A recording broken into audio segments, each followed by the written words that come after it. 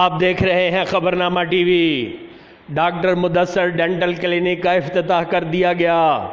Media town के बिलमुकाबल clinic का इफ्तिताह PWD police foundation अंजमन ताजरान के सदर चौधरी रियासत, PTI ट्रेडर्स विंग NA52 के सदर राना आसिफ अजीज़, PTI ट्रेडर्स विंग इस्लामाबाद के additional general secretary Bilal Abbasi ने किया।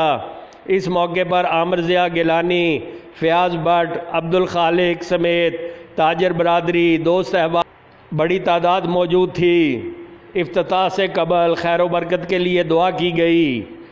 डॉक्टर मुदस्सर हसन चौहान ने मेहमानों का शुक्रिया अदा किया। देखते रहिए खबरनामा टीवी, पढ़ते रहिए खबरनामा मैगजीन। अक्कासी राजा साजिद, हमारा चैनल सब्सक्राइब कीजिए।